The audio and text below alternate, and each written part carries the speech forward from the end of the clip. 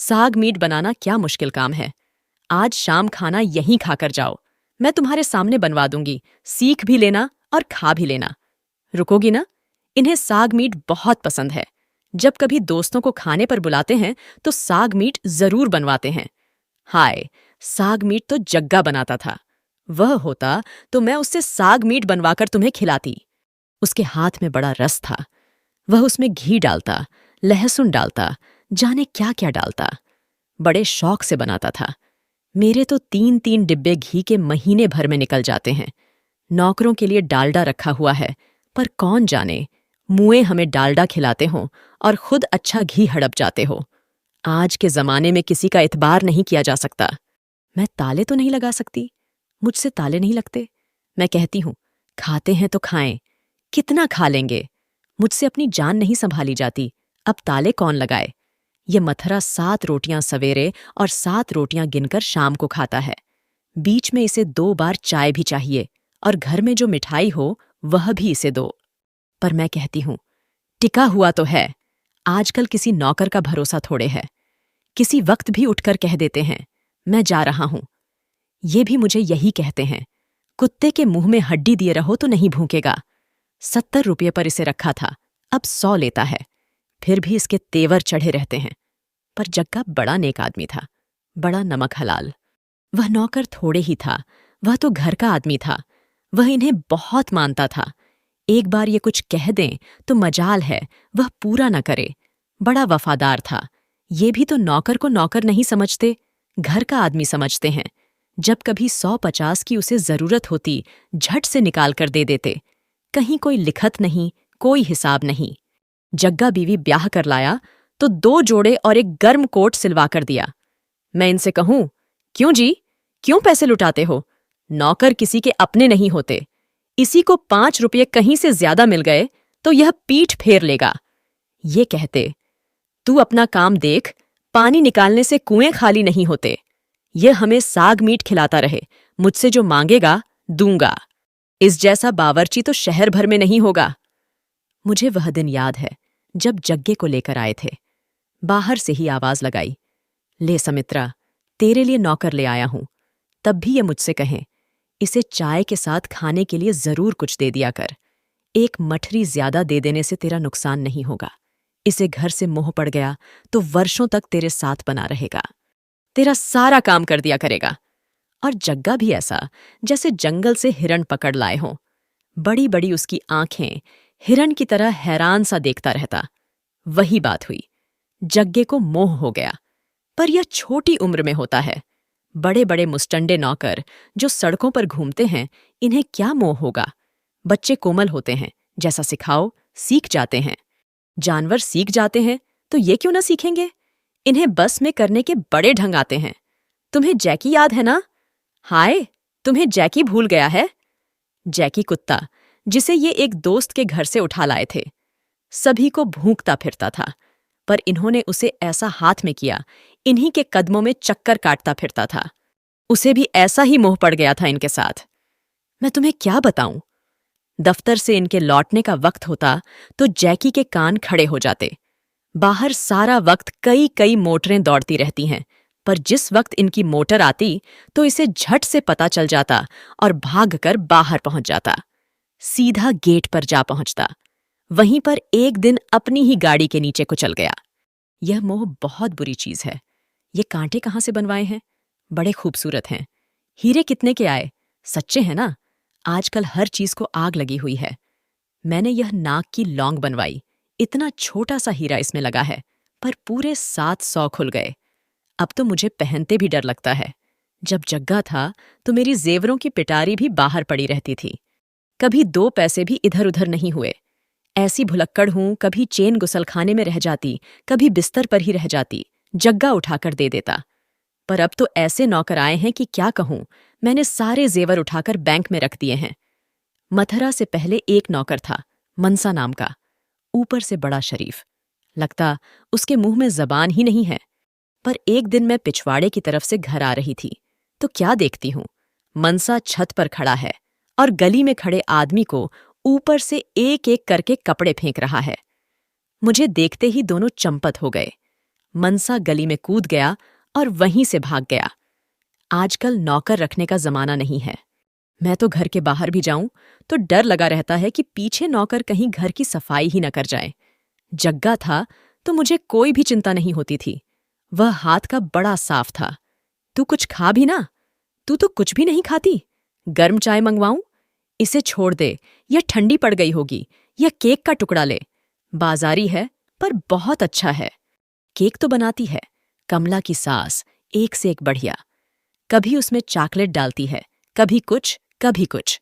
दुकानदार से लेने जाओ तो जो केक मुए 18 रुपये में बेचते हैं, कमला की सास 5 रुपये में बना लेती है। बीच में अंडे भी, दूध चीनी भी, किशमिश और बादाम भी, जाने क्या क्या। मुझसे अपनी जान नहीं संभाली जाती। मैं क्या करूंगी। केक जग्गा भी बहुत अच्छे बनाता था, पर उसकी किस्मत खोटी थी। नहीं तो आज तुम्हें उसी के हाथ का बना केक खिलाती। हर तीसरे चौथे दिन केक बनाता था, पर खुद कभी नहीं खाता था। मैं उससे कहूं तू भी एक टुकड़ा खा ले, पर नहीं। वह कहता, बीबी जी, यहां केक खाऊंगा तो बाहर मुझे केक कौन देगा? किसे मालूम था कि यूं चला जाएगा। मैं तो अब भी कहती हूं, बक देता तो बच जाता, पर अपनी अपनी किस्मत है, कोई क्या करे। इनके सामने उसने मुंह ही नहीं खोला। इन्हें बहुत मानता था। बोला, इसलिए नहीं कि इनके दिल को ठेस पहुंचेगी। और क्या बात हो सकती थी? अब अंदर की बात इन्हें क्या मालूम। वह बताए तो पता चले। वह तो मैं जानती थी। उसके मन में क्या था उसने हवा तक नहीं लगने दी। धीरे बोल। दोपहर के वक्त किसी को क्या मालूम। सोया आदमी तो मरने के बराबर होता है। हमारे घर में तो उस वक्त चिड़ी नहीं फड़कती। किसी को क्या खबर घर के पिछवाड़े में क्या हो रहा है। मुझसे अपनी जान नहीं संभाली जाती। भगवान झूठ न बुलवाए। एक दिन दोपहर को मैं उठी, गुसल खाने की तरफ जा रही थी, जब मुझे खटका सा हुआ। मुझे लगा जैसे कोई जग्गे की कोठरी की तरफ जा रहा है। मुझे क्या खबर कौन है, फिर भी मेरे अंदर से फुरनी फुरी। इस वक्त यहां कौन हो सकता है? जग्गे को तो इस वक्त ये अपने दफ्तर में बुला लेते हैं। जग्गा तो इस वक्त दफ्तर में काम करता है, इनके लिए चाय पानी बनाता है, चपरासगिरी करता है। ये कहते थे कि घर के लिए कोई दूसरा नौकर मिल जाए तो जग्गे को मैं दफ्तर में रख लूंगा। फिर इस वक्त यहां कौन हो सकता है? मैंने खिड़की में से झांक कर देखा। हाय, ये तो बिक्की है, मेरा देवर। काला सूट पहने दबे पांव चला जा रहा था और सीधा जग्गे की कोठरी में क्या करने गया है। फिर मैंने सोचा किसी काम से आया होगा, पर जग्गे की कोठरी में उसका क्या काम, और यह इतना दबे पांव क्यों जा रहा है? मन में आया इसी से जाकर पूछूं, पर मुझसे मेरी जान नहीं संभाली जाती। मैं लौटकर फिर पलंग पर पड़ रही, पर ध्यान मेरा बार बार उसी ओर जाए। भले मानस घरों में ऐसे काम नहीं करते।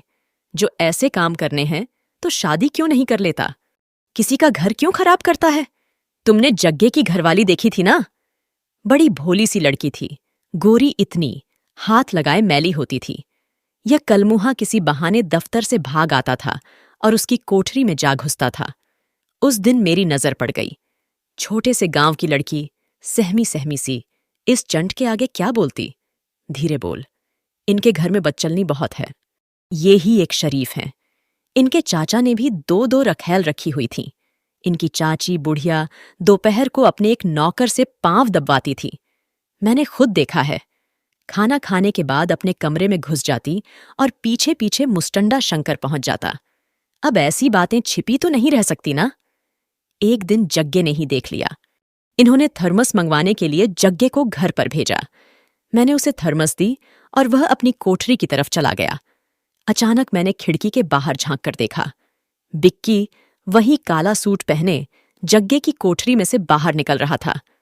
बिक्की बाबू, जग्गे ने कहा। फिर उसका मुंह जैसे बंद हो गया। फटी फटी आंखों से उसे देखता रहा गया। उधर बिक्की बिना उसकी ओर देखे चुपचाप वहां से निकल गया। मेरा दिल धक धक करने लगा। मैंने कहा, अब इसकी घरवाली की खैर नहीं, ये उसे धुन देगा। क्या मालूम, जान से ही मार डाले। इन लोगों का कुछ पता थोड़े ही लगता है, पर कोठरी के अंदर से न हूं न हां। मैं नहीं जानती जग्गा कितनी देर तक अंदर रहा। उसने अपनी बीवी से कुछ कहा या नहीं कहा। मैं तो जाकर लेट गई, पर मैंने मन ही मन कहा कि आज रात मैं इनसे बात करूंगी। या तो जग्गे को चलता करें या उससे कहें कि अपनी घरवाली को गांव छोड़ आए। यहां इसका रहना ठीक नहीं। लेटे लेटे भी मेरे कान कोठरी की ओर लगे रहे। अभी वहां से रोने चिल्लाने, पीटने रोने की आवाज आएगी। पर वहां बिल्कुल चुप। मैंने मन ही मन कहा, ऐसा शरीफ आदमी भी किस काम का जो अपनी घरवाली को काबू में नहीं रख सकता। 2 लप्पड़ उसके मुंह पर लगाता, वह अपने आप सीधे रास्ते पर आ जाती। 10 तरीके हैं औरत को सीधे रास्ते पर लाने के, पर यहां न हूं न हां। पलंग पर लेटे लेटे ही मुझे ऐसी घबराहट हुई कि मुझे बाथरूम जाने की हाजत हो आई। मुझे मुई कब्जी भी तो रहती है ना। रोज रात को ईसबगोल की भूसी दूध में डालकर लेती हूं, तब जाकर सुबह पेट साफ होता है। कभी कभी तो जान इतनी घबराती है कि क्या बताऊं। एक बार पूरे 5 दिन तक कब्ज रही। ये मजाक करते थे, कहते थे अब बाथरूम जाओगी तो बाथरूम साफ करना मुश्किल हो जाएगा। हाय, अब तो हंसा भी नहीं जाता। हंसती हूं तो सांस फूलने लगती है। मुझे बवासीर की शिकायत भी तो रहती है ना। यहां एक मुसीबत थोड़े है, एक नहीं 20 दवाइयां खा चुकी हूं। डॉक्टर कहता है चला फिरा करो। अब इस शरीर के साथ कौन चल फिर सकता है। थोड़ा सा भी चलूं तो सांस फूलने लगती है। डॉक्टर कहता है मिठाई मत खाया करे, पर मुझसे हाथ रोका ही नहीं जाता। घर में 2-3 डिब्बे मिठाई के हर वक्त मौजूद रहते हैं, पर बर्फी का टुकड़ा मुंह में डालने की देर है कि पेट में गुड़गुड़ होने लगती है। डॉक्टर मुआ बार बार कहता है मिठाई खाना छोड़ दो, पर एक टुकड़ा भी मुंह में न डालूं तो फिर मुझे बैठे बैठे ही ठीक कर दो। न मेरी मिठाई बंद करो, न मुझे घूमने को कहो। अगर मुझे सैर करके ही दुरुस्त होना है तो मुझे तुम्हारी क्या जरूरत है। जब आते हो 50-50 रुपये ले जाते हो। हम तुम्हें इतने पैसे भी दें फिर भी तुम ठीक नहीं कर सको तो फिर फीस किस बात की लेते हो। हम मजदूर वजदूर थोड़े ही हैं कि घूमते फिरें। मैंने डांट कर कहा तो डॉक्टर अपने आप सीधा हो गया। कहने लगा कोई बात नहीं, खाना खाने के बाद 2 बड़े चम्मच इस दवाई के पी लिया करो। मैंने कहा अब आया ना सीधे रास्ते पर। अब 2 चम्मच रोज पी लेती हूं। डकार आनी तो बंद हो गई है, पर कोई बात इधर उधर की हो जाए और मन घबराने लगे तो बाथरूम की हाजत होने लगती है। उस दिन क्लब में गई तो हरचरण की बीवी औरतों पर बड़ा रुआब गांठ रही थी। कह रही थी मैं 7 गोलियां रोज खाती हूं। मैंने सुना पर चुप रही। मन में कहा यह भी कोई ऐंठने की बात है। भगवान अहंकार न बुलवाए। 15-15 गोलियां भी रोज खाई हैं, पर बाहर जाकर ढिंढोरा नहीं पीटा कि दवाई की 15 गोलियां रोज खाते हैं। डॉक्टर घर का पक्का रखा हुआ है। 300 रुपया बंधा बुधाया उसे हर महीने देते हैं। घर में कोई बीमार हो या नहीं हो, अभी भी खाने वाले मेज पर जाकर देखो, कुछ नहीं तो 10 दवाइयों की शीशियां वहां पर रखी होंगी। कुछ ताकत की गालियां, कुछ हाजमे की और तरह तरह की। जग्गे को सब मालूम था कि कौन सी गोली मुझे किस वक्त चाहिए। अपने आप लाकर दे दिया करता था। वह गया तो दवाइयों का सारा सिलसिला ही खराब हो गया। तुम कुछ लो ना, तुम तो कुछ भी नहीं खा रही हो। उस दिन जो शाम को ये घर आए तो आते ही कहने लगे कहाँ है जग्गा, उससे कहो 5 आदमी रात को खाना खाने आएंगे, बढ़िया तरकारियां बनाए और साग मीट बनाए। जग्गा आया तो गुमसुम इनके सामने आकर खड़ा हो गया। चेहरा ऐसा पीला जैसा मुर्दे का होता है। इन्होंने बड़े लाड से पूछा क्यों जग्गे, क्या बात है, इतना चुप क्यों है? क्या गांव से कोई बुरी खबर आई है? पर जग्गा चुप, न हूं न हां। इन्हें कहता भी तो क्या? इनसे कैसे कहता कि आपका भाई मेरी घरवाली से मुंह काला कर रहा है? कोई गैरत भी तो होती है। इनके आगे तो वह आंख उठाकर भी नहीं देखता था। पर इनकी तबीयत को तो तुम जानती हो, बिगड़ जाएं तो सख्त बिगड़ते हैं, आगा पीछा नहीं देखते। और तो और मुझे भी नौकरों के सामने बेइज्जत कर देते हैं। जब जग्गा कुछ नहीं बोला तो इन्हें गुस्सा आ गया। दोस्तों, ऐसे और भी इंटरेस्टिंग कहानियों के लिए मेरे चैनल को सब्सक्राइब करना मत भूलिएगा। तो आइए अब आगे सुनते हैं। जग्गा पत्थर की मूरत बना खड़ा था। जाने उसके मन में क्या था। बोल देता तो अपने दिल का गुब्बार तो निकाल लेता, मगर वह चुप। ये उसे डांटने लगे तो मैंने रोक दिया। मैंने कहा जी, मेहमान आने वाले हैं, अभी सारा काम पड़ा है। जा जग्गा, तू रसोई घर में चल। वह उसी तरह गुमसुम रसोई घर में चला गया। थोड़ी देर बाद मैं रसोई घर में गई कि खाने वाने का देखूं तो यह वैसे का वैसा गुमसुम खड़ा था। रसोई घर के बीचों बीच पत्थर की मूरत बना हुआ। मैंने कहा, इसकी बुद्धि पत्थरा गई है, यह कोई काम नहीं कर पाएगा। मैं उन्हीं कदमों से लौट आई। मैंने इनसे कहा, जी, इसे तो कुछ हो गया है, ये बोलता नहीं, मुझे तो डर लगता है। तुम बाहर से खाना मंगवा लो और इसे आज के दिन छुट्टी दे दो। मैंने इनसे कहा तो ये खुद उठकर रसोई घर की तरफ चले गए और बजाय उसे छुट्टी देने के उसे फटकारने लगे। मैं थर थर कांपने लगी। क्या मालूम जग्गे ने कोई छुरा नेफे में छिपा रखा हो। इन लोगों का क्या भरोसा। बदजात बोलता क्यों नहीं। ये ऐसे चिल्लाए जैसा मैंने इन्हें कभी चिल्लाते नहीं सुना। मेरी तो ऊपर की सांस ऊपर और नीचे का सांस नीचे। मैं करूं तो क्या करूं। मैं भागकर इनके पास गई। मैंने सोचा इन्हें खींचकर बाहर ले आऊंगी, पर इन्होंने मेरा हाथ झटक दिया। कमीने, मैं बार बार पूछ रहा हूं, बता क्या बात है, और तू बोलता तक नहीं। तेरी जबान घिसती है मुझे जवाब देने में। निकल जा यहां से, अभी चला जा, मेरी आंखों से दूर हो जा। और जग्गे को कान से पकड़कर रसोई घर के बाहर ले आए। मैं इन्हें समझाने लगी, कुछ न कहो जी, घंटे 2 घंटे में मेहमान आने वाले हैं और अभी तक कुछ भी नहीं बना। ये चला जाएगा तो खाना कौन बनाएगा। जा जग्गा, जा, तू रसोई घर में जा। और मैं इन्हें जैसे तैसे खींच लाई। रात को जब मेहमान चले गए, बहन जी, बनाया जग्गे ने, सारा खाना बनाया। बड़ा अच्छा खाना बनाया, पर रहा गुमसुम, मुंह से एक लफ्ज नहीं बोला। खाना खाते खाते इनका दिल भी पसीज गया। मेहमानों के सामने ही उससे कहने लगे, जग्गे, जा, तेरी 10 रुपये तरक्की। राय साहब कहते हैं, साग मीट बहुत अच्छा बना है, शाबाश, जा, तेरा कसूर माफ किया। ये देने पर आए तो मुंह मांगी मुराद पूरी करते हैं। इनका दिल तो समंदर है। रात को मुझसे नहीं रहा गया। मैंने कहा, जी, बिक्की बड़ा हो गया है, अब इसकी शादी की फिक्र करो। तो कहने लगे, तुम्हें इसकी शादी की क्या पड़ी है, अभी इसकी उम्र ही क्या है, अभी तो इसके मुंह पर से दूध भी नहीं सूखा। मैंने कहा, जी, शादी नहीं करोगे तो खूंटा तुड़ाए सांड की तरह जगह जगह मुंह मारेगा। मैंने गोल मोल शब्दों में कहा। पर बिक्की से उन्हें बहुत प्यार है, इसे अपने बच्चे की तरह इन्होंने पाला है, उसकी बुराई ये नहीं सुन सकते।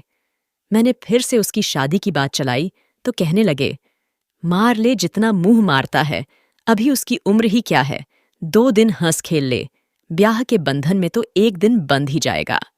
मैंने कहा, जी, जवान लड़का है, गलत रास्ते पर भी पड़ सकता है, इसका तो जितनी जल्दी हो ब्याह कर दो। इस पर कहने लगे, अभी तो इसने पढ़ाई भी पूरी नहीं की, कुछ नहीं तो 30-40 हजार इसकी पढ़ाई पर खर्च कर चुका हूं। इसकी शादी करूं तो कम से कम यह रकम तो वसूल हो, और अभी इसने BA पास भी नहीं किया। मर्द लोग बड़े समझदार होते हैं, इन्हें तो 10 बातों का ध्यान रहता है। अब मैं और आगे क्या कहती। मैंने इतना भर कहा, आप इसके कान खींचते रहा कीजिए, जवानी बड़ी मस्तानी होती है। इस पर ये बिगड़ उठे, तुम्हें कुछ मालूम है क्या, बोलती क्यों नहीं हो। ये इतनी रुखाई से बोले कि मैं चुप हो गई। मैंने सोचा, फिर कभी मौका मिलेगा तो बात करूंगी, इन्हें आराम से समझाऊंगी। पर मुझे क्या मालूम था कि दूसरे ही दिन गुल खिलने वाला है। दूसरे दिन सुबह, यही 8 साढ़े 8 का वक्त होगा, मैं पिछले बरामदे में बैठी बाल सुखा रही थी। वहां धूप अच्छी पड़ती है। मैंने सोचा, बाल सूख जाएं तो उन्हें काला करूं। जग्गे की घरवाली बड़े संवार कर मेरे बाल बनाती थी। मैंने सोचा, बाल सूख जाएं तो उसे बुला लूंगी। यही 8 साढ़े 8 का वक्त होगा। उसी वक्त फ्रंटियर मेल आती है। घर के पिछवाड़े थोड़ी दूर पर ही तो रेलवे लाइन है। अगर गाड़ियों को सिग्नल नहीं मिले तो यहीं पर रुक जाती हैं, फिर धीरे धीरे आगे बढ़ती हैं। पर फ्रंटियर मेल यहां नहीं रुकती। वही एक गाड़ी है जो यहां खड़ी नहीं होती। जग्गे ने पहले से ही सब कुछ सोच रखा होगा। उधर से गाड़ी आई तो जग्गा अपनी कोठरी में से निकला। मैंने कहा, जग्गे, सुरस्ताओं को मेरे पास भेज दे। पर मुझे लगा जैसे उसने सुना ही नहीं। वह भागकर पिछवाड़े की दीवार फांद गया और रेलवे लाइन की ढलान चढ़ने लगा। यह सब पलक मारते हो गया। उसने मुड़कर पीछे देखा ही नहीं। मेरी भी अक्कल मारी गई। मुझे सूझा ही नहीं कि वह क्यों भागा जा रहा है। मैंने सोचा, किसी काम से जा रहा होगा। गाड़ी का तो मुझे ख्याल ही नहीं आया। वरना मैं उसे रोक नहीं देती। ढलान चढ़ने के बाद मैंने नहीं देखा कि वह कहाँ गया, किस तरह गया। झूठ क्यों बोलूं, शाम का वक्त है। बस फिर मुझे नजर नहीं आया। मुझे तो खटका तब भी नहीं हुआ जब गाड़ी धम धम करती आई और कुछ ही देर बाद पहिए घसीटती रुक गई। पहिए घिसटने की आवाज आती है ना, जैसे किसी ने चेन खींची हो। पर मैंने ख्याल नहीं किया, यहां रोज गाड़ियां रुकती हैं। मैंने सोचा किसी ने चेन खींची होगी। थोड़ी देर में माली भागा भागा आया। कहने लगा, कोई हादसा हो गया है, और वह भी पिछवाड़े की दीवार फांदकर ढलान चढ़ने लगा। मुझे फिर भी शक नहीं हुआ। थोड़ी देर बाद पड़ोस वाले नौकर ने चिल्लाकर कहा, जग्गा मारा गया है, जग्गा गाड़ी के नीचे कुचल गया है। मेरा दिल बुरी तरह से धक धक करने लगा। वह तो जैसे घर का आदमी था, कोई पराया थोड़े ही था। ये तो उसके साथ बेटे जैसा सुलूक करते थे। वह भी इन्हें बाप की तरह मानता था। यही चीज उसे अंदर ही अंदर खा गई। मैं तो अब भी कहती हूं, अगर जग्गा बोल पड़ता तो बच जाता। ये जरूर कोई न कोई रास्ता ढूंढ निकालते। ये सब तरकीबें जानते हैं, बड़े समझदार हैं। पर वह बोला ही नहीं। वह दिन तो ऐसा बुरा बीता, ऐसा बुरा कि तुम्हें क्या बताऊं। बार बार टेलीफोन आए, 3 बार तो थाने का इंस्पेक्टर आया। बार बार इन्हें बुलाता, बार बार कोठरी में झांक कर देखता। अंदर बैठी थी वह कुलक्षणी। मौका देखने के बहाने इंस्पेक्टर बार बार अंदर जाए। मर्द तो भेड़िए की तरह औरत को घूरते हैं ना। और वह अंदर बेहोश पड़ी थी। उसे बार बार गश आ रहे थे। अब मैं किस काम की? मुझसे अपनी जान नहीं संभाली जाती।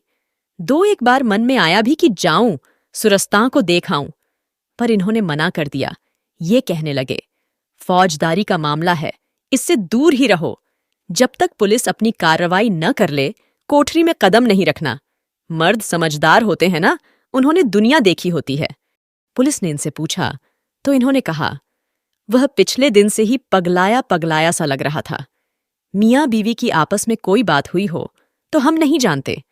नौकरों की अंदर की बातों से मालिकों का क्या काम। एक बार अंदर आए तो मैंने इनसे कहा, जी तुम बिक्की को कहीं बाहर भेज दो। मैं कहूं, इन्हें मालूम नहीं, पर आस पास के किसी आदमी को मालूम हुआ तो बखेड़ा उठ खड़ा होगा। पर इन्होंने समझदारी की, बिक्की को बाहर नहीं भेजा। मर्द लोग समझदार होते हैं। बिक्की लापता हो जाता तो पुलिस को शक पड़ सकता था ना। एक मठरी और लो ना, तुमने तो कुछ खाया ही नहीं। खाओगी तो सेहत बनी रहेगी, बस मुटियाना नहीं। मेरी तरह मोटी नहीं होना, मोटी देह किस काम की। तुम आ गईं तो घंटा आध घंटा मन बहल गया। कभी कभी आ जाया करो ना, तुम दूर तो नहीं रहती हो। कहो तो मोटर भेज दिया करूं। अकेले में तो घर भाएं भाएं करता है। ये तो दफ्तर से आते हैं तो सीधे ब्रिज खेलने चले जाते हैं। जब तक 3-4 घंटे ब्रिज न खेल लें, इन्हें चैन नहीं मिलता। यह ताश तो मेरी सौतन आई है। इस घर में जब से ब्याही आई हूं, ये मेरा पीछा नहीं छोड़ती। रोज शाम को इन्हें उड़ा ले जाती है। हाय, अब तो हंस भी नहीं सकती हूं। हंसती हूं तो सांस फूलने लगती है, छाती में शां शां होती है। मैं इनसे कहूं, तुम ताश बहुत न खेला करो जी, अपनी सेहत का भी कुछ ख्याल किया करो। जानती हो क्या कहते हैं? कहने लगे, इसी ताश के तुफैल ही से तो मेरे 10 काम संवरते हैं। पुलिस का बड़ा अफसर ताश का साथी था, तभी जग्गे वाला मामला रफा दफा हो गया। वरना घर में से कोई खुदकुशी करे तो पुलिस वाले क्या घर वालों को परेशान नहीं करेंगे? मैंने कहा, ठीक है, मर्द लोग जाने, हम क्या जाने। बस वही दिन हमारा बुरा गुजरा। इनको दिन के वक्त सोने की आदत है। थोड़ा सो न लें तो बदन भारी भारी महसूस करने लगता है, पर कोई सोने दे तो। उस दिन वह भी नहीं हुआ। सोने के लिए लेटें तो कभी टेलीफोन की घंटी बजने लगे तो कभी कोई सरकारी आदमी आ जाए। पर दूसरे दिन से चैन हो गया। फिर कोई नहीं आया।